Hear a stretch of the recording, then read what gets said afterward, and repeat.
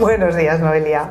¿Qué tal? Buenos días o tardes a los que nos estén viendo. Exacto. Hoy queremos hablar de la biodescodificación y de la psicosomática. ¿Es lo mismo? ¿Hay diferencias? Porque muchos alumnos nos llaman interesados en el máster de psicosomática o nos preguntan por biodescodificación y vemos que no está muy clara la diferencia. Entonces queremos aclararlo y si hay diferencias, pues que la gente sepa que es de diferente y qué hacemos nosotros aquí. Claro que sí. Mira, la psicosomática es, la misma palabra ya lo dice, la corriente que estudia la psique y su influencia con el soma, que significa cuerpo, ¿no? Cómo nuestra manera de vivir impacta nuestro cuerpo. De hecho, si nos vamos con el tiempo atrás, hasta el siglo IV antes de Cristo, con Hipócrates, ya la escuela hipocrática ya veía una gran influencia en el psiquismo detrás de todas las enfermedades. O sea, fíjate si nos vamos atrás en el tiempo, ¿no? Luego, bueno, hay diferentes corrientes. Por ejemplo, en el siglo XVII, Thomas Sydenham pues, estudia los trastornos neurológicos que hay detrás de la enfermedad. Tenemos a Descartes, a Spinoza, a Leibniz, que también estudian la relación de la mente y el cuerpo. Ya en el siglo XIX, con Pierre Brisquet y el síndrome de Bicret, estudia los trastornos somáticos, es decir, siempre con la influencia de cómo nuestro entorno, nuestra personalidad, nuestros rasgos impactan en nuestra enfermedad. Luego tenemos en la misma época a Christian Herdruth, que él ya empieza a hablar en sí de la medicina mental. Aquí ya es cuando se posiciona mucho más, ya acuña la psicosomática. Y con Grodek, que Grodek es de 1917 aproximadamente, fíjate que él empieza siendo negacionista con el psicoanálisis, porque sí que es verdad que con la incorporación de Freud, con el psicoanálisis, ya empieza la rama también psicológica a separarse un poco de la médica, porque en un principio todo confluye en la misma corriente. Con Grodek se le conoce como el padre de la psicosomática. Él realmente ya habla de una expresión física detrás de todos los conflictos emocionales. Otro personaje también muy interesante que me gusta es Ferenczi. Ferenczi lo que hace es integrar lo que Freud no haría nunca, integrar dentro del psicoanálisis la biología, la filogénesis, la evolución y cómo eso, pues nuestra supervivencia, nuestros programas para sobrevivir pueden impactar con nuestro sentir y tener una respuesta a nivel somático. Otra figura muy importante en este campo sería Marc Flechet. Marc Flechet nos habla ya a través de su propia experiencia personal, porque bueno, es muy curiosa su historia. Ya haremos un cafetito hablando de las memorias intrauterinas y de la historia de Marc Flechet. Él nos habla de cómo dentro del vientre materno ya traemos programas heredados de la vivencia de nuestros padres. ¿De acuerdo? Albert Popp, que es un investigador alemán en biofísica, él introduce el campo electromagnético, la parte energética. Y actualmente podríamos destacar también a Bruce Lipton, que es muy conocido biólogo celular estadounidense, que nos habla de cómo el ADN puede ser manipulado a través de nuestras creencias. Entonces, si cogemos todo ese elenco de figuras a lo largo de la historia y muchas más, que no me voy a detener ahora con ellas, estamos hablando de la psicosomática. Realmente estamos hablando de ese impacto que tienen las enfermedades y lo que hay detrás de las enfermedades, que no es propio únicamente de lo biológico. Ya en el siglo XX es cuando la medicina toma una posición más farmacológica y la psicología pues se distancia. Yo creo que nunca deberían trabajar más en manera colaborativa. Así, ¿no? Sí, yo creo que no podemos decir exacto que lo biológico no va con lo psicológico, que nuestra vida no tiene nada que ver con nuestro cuerpo. No, a mí me cuesta mucho de integrar. Sí entiendo que un médico no puede, porque ya el campo después es tan amplio que no puede estar con todo, ni un psicólogo tampoco. Yo creo que el trabajo en equipo es fundamental para todo proceso de enfermedad. Entonces, ¿dónde está la diferencia, ¿no? O sea, ¿qué es exactamente esa diferencia entre psicosomática y biodescodificación. Que es la biodescodificación, que ahora Aquí, se oye mucho y es lo que a la gente a lo mejor le suena más. Claro, a mí es lo que a veces me pregunto, que la gente no conoce la psicosomática cuando tiene mucho más arraigo, ¿verdad? Por eso los profesionales en medicina y en psicología hablas de psicosomática y dicen, claro que sé, porque forma parte de la historia de su profesión, de su disciplina. Bien, la biodescodificación, que no empezó con ese nombre, parte cuando realmente se produce un salto, yo siempre digo, cualitativo y cuantitativo dentro del mundo de la psicosomática, que viene de la mano de Rier Hammer, del doctor Hammer. Él era físico y médico, alemán, tenía muchas disciplinas, era médico de digestivo, era también radiólogo, psiquiatra, oncólogo, tenía muchas disciplinas y él era jefe de medicina interna dentro del hospital de Múnich, oncológico de Múnich. Era una eminencia, la verdad es que se conoce que él creaba herramientas para la operación, o sea, era una mente ya muy privilegiada. Pero hubo un hecho dramático, inesperado, sin solución y sin expresión, que es lo que yo les enseño a los pacientes cuando estamos frente a una situación de crisis, de shock, que fue la muerte de su hijo. Hammer y su mujer, ambos eran médicos. Hubo un momento clave en su historia que su hijo con su hermana, era una familia adinerada, pues estaban de vacaciones en Cerdeña, Córcega, Cerdeña, por esa isla. En realidad estaban en una isla en concreto que era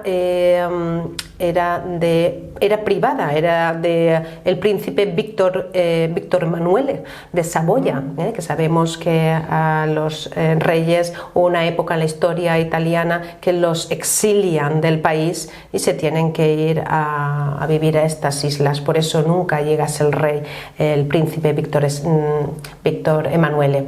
De hecho, hay un documental muy bueno ahora en Netflix hablando de esta historia y cita esta muerte. ¿Por qué conjugamos dos historias? Porque son un grupo de jóvenes disfrutando con sus yates, pasando una noche que estaban en un pequeño puerto que era posesión del príncipe, y bueno, pues con fiestas y el príncipe se ve que bebió más de la cuenta, se exaltó, sacó una escopeta y en lugar de disparar al aire para asustarlos, disparó con, bueno, pues la dirección es importante, y hirió de muerte al hijo de Hammer. A partir de ahí se lo tuvieron que llevar en helicóptero, llega al hospital. El padre durante 4 meses intenta salvarle la vida como puede. Hay un impacto de una bala que le tienen que amputar la pierna al joven. Creo que tiene 17, 18 años, un chico pues con toda una vida por delante, atleta, joven, y bueno, pues para la familia fue una ruptura, claro, porque dice el padre que murió en sus brazos sin poder hacer nada por su vida. Entonces sí fue un shock muy duro. Aquí la cuestión, que ahí es donde la gente que está en contra de esta mirada dice que él era un médico que se enajenó por la muerte de su hijo. Bueno, yo creo que eso fue lo que realmente le impulsó a ver más allá, porque a raíz de ese evento él tiene un cáncer de testículos y la mujer un cáncer de mama. Claro, una persona médica con esta trayectoria dice, a ver, ¿cómo un evento dramático nos trae una enfermedad como esta a mí y a mi mujer? La mujer muere al cabo del tiempo y todo ese mundo, él hace una proyección que se conoce en psicosomática, que es toda esa frustración, la vuelco en estudios en pro de sacar un beneficio de todo ello. Todo lo que ha pasado, ¿no? Entonces se pone a estudiar en todos sus pacientes y recoge más de 20.000 casos en los que se da cuenta, porque él trabajaba en cáncer, se da cuenta de que detrás de una patología concreta había siempre una tipo de conflicto, una vivencia que se repetía, ¿no? En los emocional. casos. Es decir, no es un evento para todos, no es que cáncer todos tengan, no. Es decir, un cáncer de mama traía una vivencia emocional, un cáncer de estómago trae una vivencia muy concreta, de próstata una vivencia de pulmón. Entonces empecé a hacer una recopilación y de todo eso sacó lo que se conoce como la ley férrea del cáncer. Él lo llamó así, ley férrea, porque era una ley es algo que se puede basar, que no hay cambio, la ley es así. Es decir, 5 principios que no tenían error, se podían casar en todos los casos, por eso lo llamaba férrea. Pero eso significa, para los que nos están escuchando, eso significa que ese conflicto siempre va a traer un cáncer en una zona determinada del cuerpo. Vivido como un shock en base a estas 5 leyes. Por eso las 5 leyes son muy importantes. Unos requisitos que... Claro, las 5 leyes es, la primera ley dice que detrás de toda enfermedad hay un shock biológico con una triada que se hace de manera simultánea entre psique, cerebro, órgano. Psique por la vivencia, cerebro por el impacto cerebral, porque hay focos que se pueden ver en una tomografía axial computerizada sin contraste y teniendo ya un ojo habilidoso en la búsqueda de estos focos, que no son artefactos para la gente que vaya un poquito más allá, pero no me detengo. Y luego hay una relación con el órgano, es decir, donde esté el impacto a nivel foco de Hammer estará relacionado con un órgano, según la vivencia emocional, por eso se llama la triada. Eso es el primero. El segundo nos habla del carácter bifásico de la enfermedad, es decir, toda enfermedad tiene una fase activa y una fase de reparación. La tercera ley nos habla de la ontogénesis de la enfermedad, es decir, nos tenemos que ir al desarrollo embrionario unido con la filogénesis para entender que detrás de todo enfermedad hay unos tejidos embrionarios, una especialización que nos lleva a una vivencia y un programa biológico de supervivencia. Esta ley es la que es un poco más difícil de comprender porque tiene mucha información detrás. La cuarta ley nos habla del rol beneficioso de los microorganismos, es decir, los microorganismos en la enfermedad van a venir a asistir al cuerpo en la reparación para fagocitar o ulcerar el tejido según la fase, el tejido embrionario en el que estemos. Habla del rol beneficioso de los microorganismos.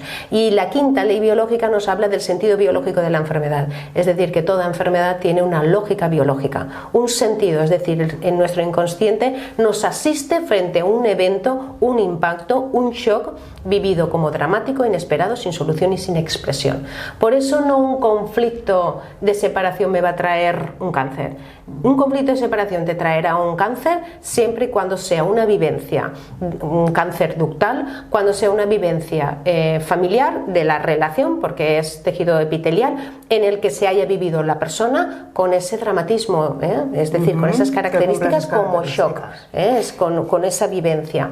Entonces, él, a partir de esa ley biológica, claro, se da cuenta de que con el tiempo sigue con sus estudios, dice, es que no solamente me casa en cáncer, es que me casa en todas las enfermedades. Y empieza a abrir su abanico y dice, ostras, es que esto y los mapas y los focos y todo lo que nos va presentando, que bueno, yo creo que ahí él hace, lo digo de verdad, una aportación al campo de la ciencia que quien no lo quiera ver es porque no lo conoce. O sea, es muy fácil hablar de las cosas que no conocemos, pero en cuanto te metes dices, wow, esto es un mundo por descubrir y que todavía se puede desarrollar mucho más. Entonces, a partir de ahí, él desarrolla lo que se conoce como el testamento de la nueva medicina germana. Él lo llama así, es una nueva medicina, es una nueva comprensión del campo de la medicina y nos deja dos volúmenes bastante considerables para estudiar. Claro, él lo llama la nueva medicina germana, pero luego ya cuando las corrientes lo traen aquí en el campo, en Europa, no, donde se asienta principalmente en Francia y luego la corriente viene a España, luego salta a Latinoamérica, claro, entonces en lugar de llamarlo nueva medicina germana, que parece que entraba en un shock frontal con los médicos, que muchas veces... Tuvo muchos detractores, ¿no? Muchos detractores, sí, porque claro, la verdad es que los detractores nunca supieron darle un motivo por el que su teoría era errónea, sino sencillamente descartaban esa posibilidad. pero sí es verdad que fue muy perseguido, como yo siempre digo que la Inquisición sigue estando por ahí, en ciertas aportaciones que son muy novedosas todavía para nuestra comprensión. La verdad es que tuvo una vida muy dura. Ahora también tengo que decir que él lo quería meter, para mí, demasiado con calzador. Se necesita que poco a poco la gente lo vaya integrando, conociendo, aplicando y observando. Creo que en este momento en que estamos viviendo ya la gente se va dando cuenta de que esa posibilidad existe, y hay muchos médicos que se están permitiendo conocerlo y utilizarlo. Y es ahí, en esa corriente europea, que son la corriente hameriana, y que ya pues utiliza la palabra biodescodificación, que es en realidad descodificar el cuerpo, saber qué es lo que hay detrás de una enfermedad. ¿Pero hay alguna diferencia, Noelia, o es realmente lo mismo con otro nombre? O sea, cuando la gente pregunta, ¿pero biodescodificación o psicosomática es realmente lo mismo? Yo te diría que biodescodificación está dentro de la psicosomática, porque Hammer ya se alimenta de lo que dice Ferenczi, se alimenta también de Albert Popp. Es decir, ya de todo lo que hay, él dice, bueno, vamos a ver si todo esto, y es cuando él lo asienta, es como que lo ordena, pero además nos muestra un mapa a nivel cerebral de las diferentes capas embrionarias, cómo los focos están. Es un mapeo que es maravilloso. Yo creo que eso es lo mejor que nos puede dejar, es la tercera ley biológica. Y tú me dices, ¿es lo mismo? Es que es lo mismo, es que para mí, decir psicosomática, descodificación, nueva medicina germana, ley biológica, es coger trocitos, pedazos y estar hablando exactamente de lo mismo. Yo lo que enseño con la nomenclatura, la palabra en sí, la definición de psicosomática, es que la biodescodificación, nueva medicina germana, viene como añadido de la psicosomática, cuando la psicosomática ya estaba mucho antes después. ¿Que lo quieres llamar biodescodificación? Bien, me parece estupendamente bien. Ya sabes que a los occidentales nos gusta mucho cambiar los nombres. Sí. Y habrá... Se encuentra de muchas maneras, ¿no? Y seguramente lo volverán a cambiar. Y se denomina, tiene más nomenclaturas, aparte de biodescodificación, esa es una de las más conocidas. Es la más conocida, sí. Pero queríamos aclarar pues, que realmente es un poco, se trata un poco de la misma corriente, de la misma disciplina, aunque se vaya cambiando, y que cada uno a lo mejor también tocará determinados aspectos y a lo mejor no ahonda tanto. Sí que tenemos que decir que en el máster de psicosomática de nuevo es que es amplísimo. O sea, es que a la gente le estalla la cabeza. Claro, como amplio es el ser humano. Yo es que no concibo una formación solamente de 5 leyes o no. Es decir, hay un campo energético. Albert Popp nos dice que hay una biofísica que nos afecta también en sintonía y nos enferma. Sí, o sea, yo tengo que introducir. Hay un sistema inmunológico que no entendemos muy bien su funcionamiento y nos enseñan que en realidad es malo o es débil, por eso podemos contraer una enfermedad. Pues hay que hablar de ello. Entonces, en el máster de psicosomática, de biodescodificación, ahí yo no toco solamente eso, tengo que hablar de ciertos aspectos que suman y te dan una comprensión más amplia de este campo. Es muy difícil. Y además luego también te metes bastante con el tema de oncología, el tema de cáncer, que también se trata en el máster de psicosomática o incluso como especialidad, pero que es muy muy amplio, muy profundo, y que realmente es un máster que la gente que busque tanto biodescodificación como psicosomática, creo que ahora mismo en el mercado no hay uno que sea tan largo, tan profundo, que toque tantísimos temas. Exacto, porque en la oncología, claro, tocas todos los cánceres y a día de hoy pues está la integrativa, ¿no? La parte integrativa que le suma a la alopática. Entonces, yo ya sabes que me gusta inquietar a la gente y me gusta darle cositas para que se vaya ahí sumando por donde mejor se mueve. Vamos a que pueden descargarse un dossier con toda la información, con todo el programa, preguntarnos cualquier cosa si tienen dudas de si es el máster que necesitan o que van buscando, y que desde luego la mirada siempre es muy integrativa, que aquí no es psicosomático, o sea, que no hay esa lucha entre la medicina, sino que es algo como muy integral, que coge todas las facetas del ser humano y damos cabida a todos. Exactamente. Médicos, psicólogos, terapeutas, gente inquieta que simplemente quiere conocer. Así es, Lola. Muy bien, pues muchas gracias, Noelia. Gracias Hasta a ti. la siguiente. Hasta luego.